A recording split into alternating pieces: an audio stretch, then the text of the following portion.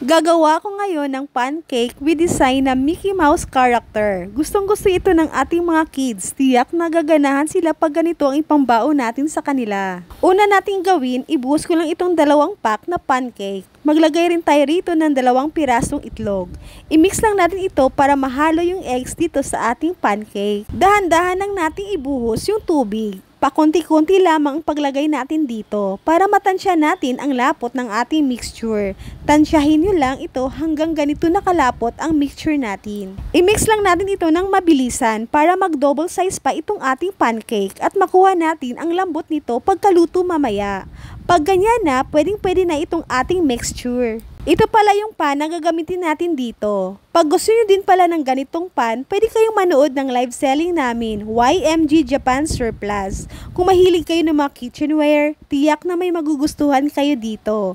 Live selling pala namin every Monday to Friday, 3 PM to 11 PM. Sana maka-visit at maka-follow kayo sa page namin. Maglagay lang ako rito ng konting butter at pwede nating ilagay yung ating pancake mixture.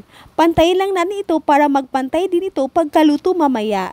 Takpan lang natin at baliktarin lang natin ito. Pag ganyan naka-brown ang ating pancake ay luto na. Pwedeng-pwede na iyan. Talagang magugustuhan ito ng ating mga anak. Pag ganito ipambaon nyo sa kanila, tiyak na maubos talaga ito. Para lalo pa itong sasarap, pwede tayong maglagay ng butter or honey dito. Thank you for watching mga mi! Huwag kalimutang paki-like, follow and share dito sa aking page, Mami Christine Vlog. Bye!